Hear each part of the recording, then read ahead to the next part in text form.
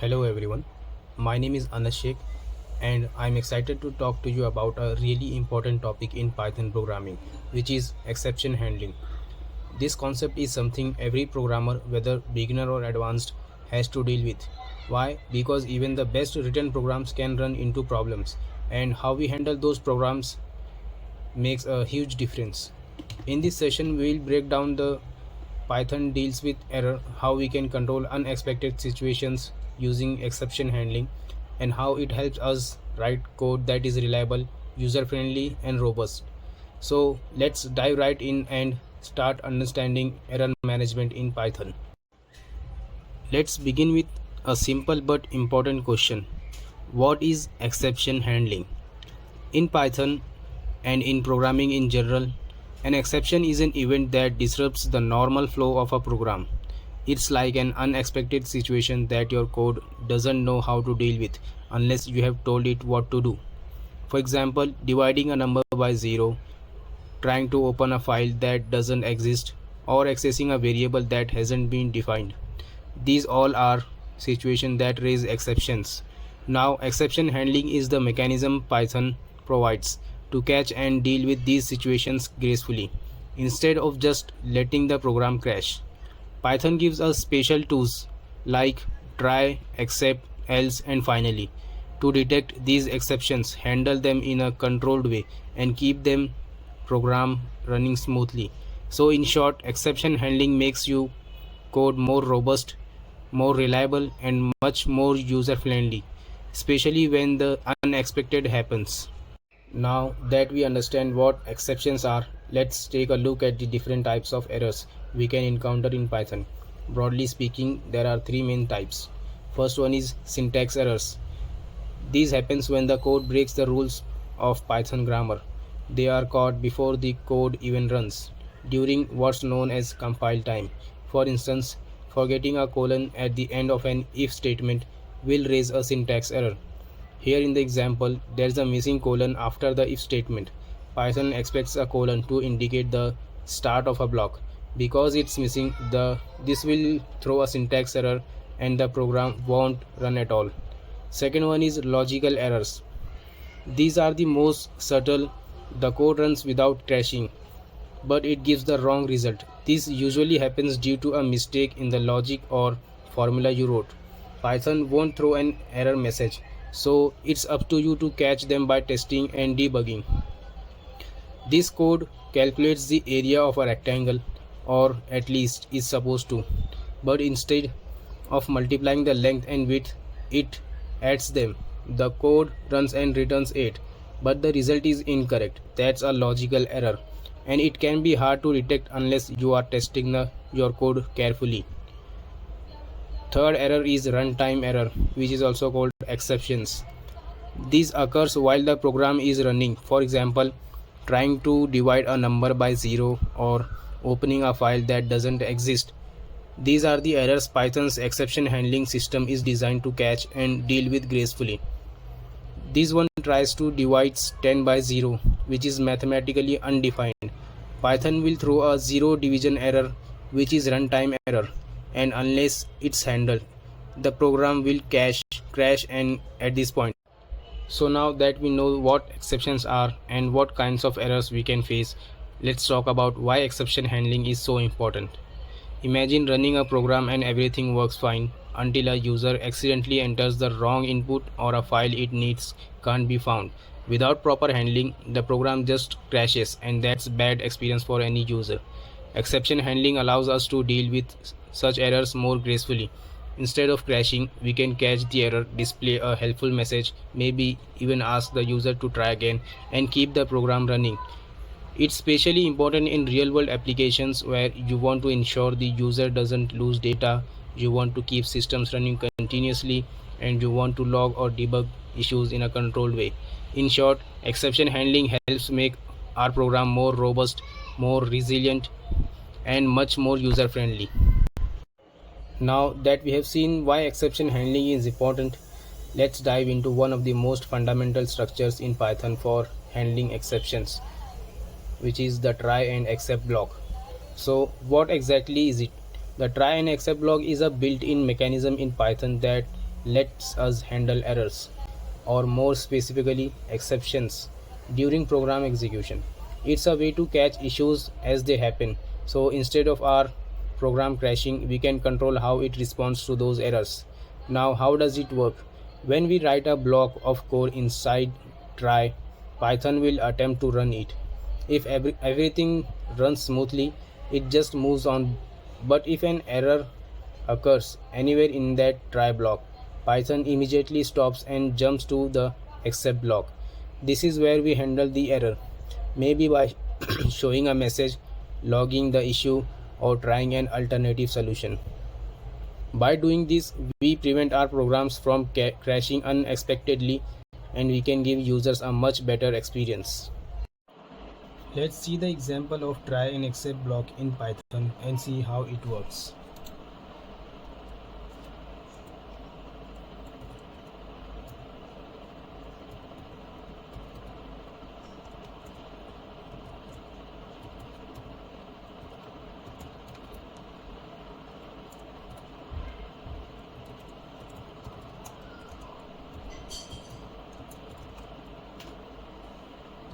On line number 1, we start with the try keyword.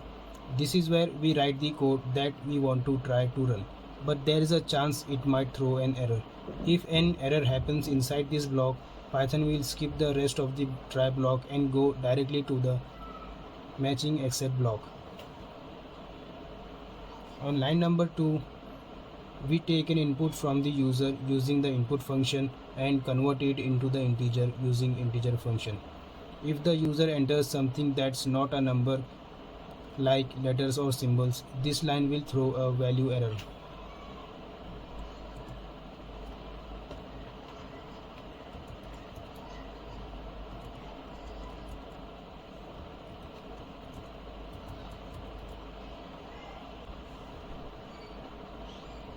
On line number 3, we try to divide the number 10 by whatever the user entered.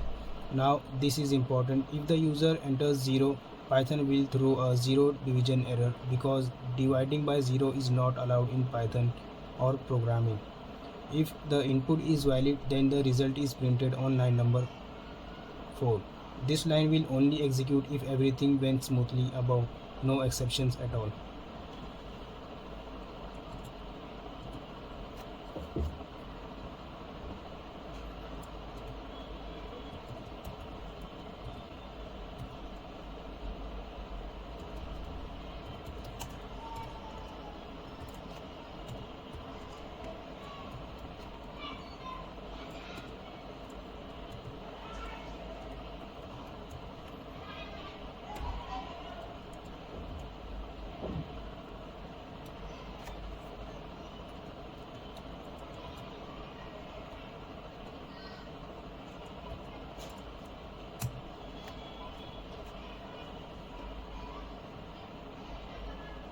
Now here's the first except block in the line number 5. If the user entered something that's not a number, the int function fails and value error is raised. In that case, we catch it here and show a message.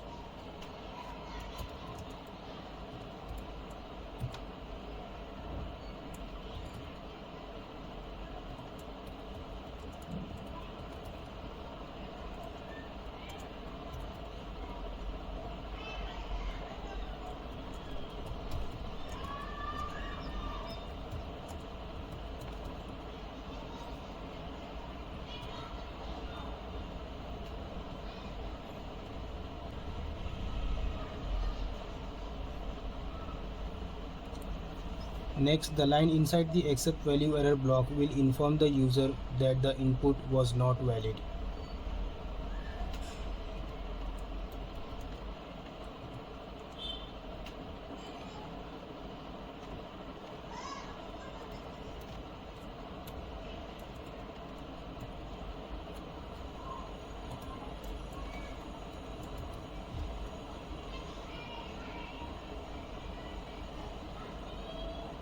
Then we have another except block in line number 7.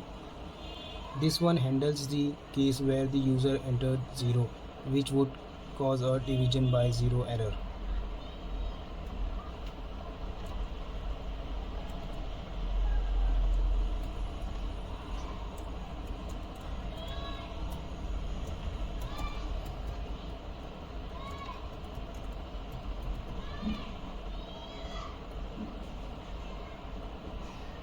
In next line, if a zero division error occurs, we show this message to tell the user that what went wrong.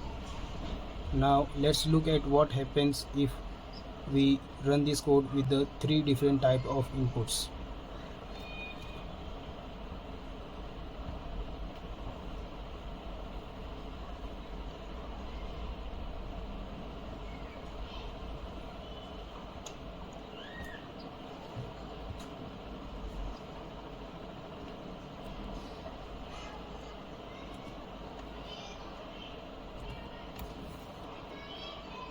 Python hit the line 10 divided by number, and since number is 0, it immediately raises a zero division error. The program skips the rest and jumps straight to the matching except block and prints error cannot divide by 0.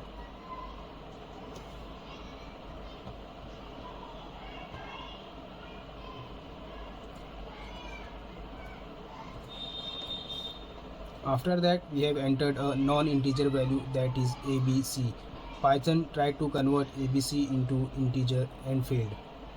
That's a value error, and again it goes straight to the except value error block. So the message printed is invalid input. Please enter a valid input. Now let's talk about the else clause in a Python's exception handling structure. The else block is optional and it's used to define a section of code that should run only if no exceptions were raised inside the try block. In simple terms, if everything inside the try block runs smoothly without any errors, then the else block will execute. But if an exception does occur, Python skips the else block entirely and goes straight to the except. This makes your code cleaner by separating normal logic from error handling logic. It's especially useful when you want to be clear about what should happen only when no error occurs. Let's look at the example of else clause in exception handling in Python. Now we know how try and except works. Let's see how else block works.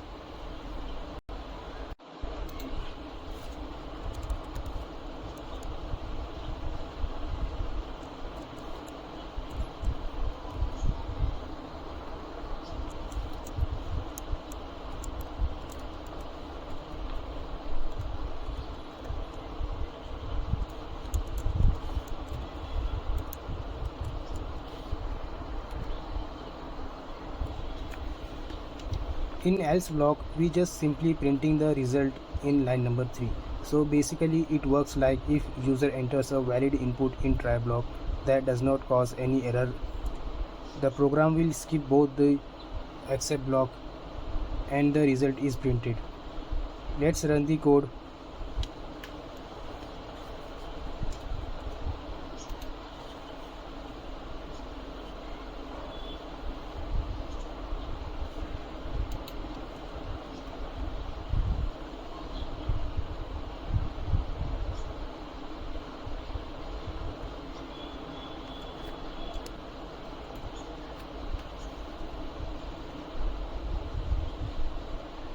As we have entered the integer value in input as a 2, program did not cause any error and successfully printed the result, which is 5. Now let's discuss the finally clause in Python's exception handling. The finally block is an optional part of the try except structure, and it is used to write code that should always run whether an exception occurred or not. That's the key feature of finally. It guarantees execution. So how does it work? First, Python executes the try block. If an exception occurs, it runs the except block. If not, it skips it. But no matter what happens, whether there is an error or not, the finally block always runs afterward. This makes it ideal for cleanup actions like closing a file, disconnecting from a database, or releasing system resources. Anything that must, regardlessly of how the code above performs. Let's look at the example of finally clause in exception handling in Python. We know how try, except, and else works. Let's see how finally block works. The finally block runs no matter what happens, even if there is an exception, even if there is not. No matter what happens, whether the user enters valid input makes a mistake or an error is triggered, the code inside the finally block always runs. It's really helpful for things you want to guarantee will happen, like saving progress, logging out the user, or just printing a goodbye message to end the program.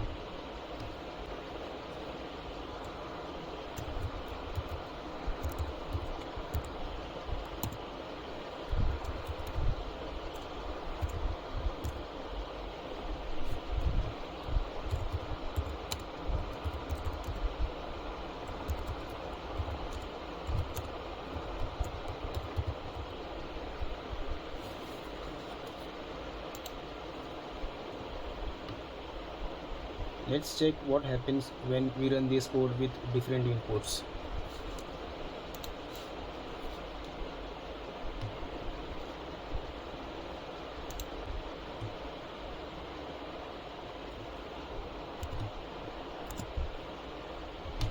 Here we give input as 5 and everything goes fine and no error. The else block runs and shows the result, and then finally block is executed right after.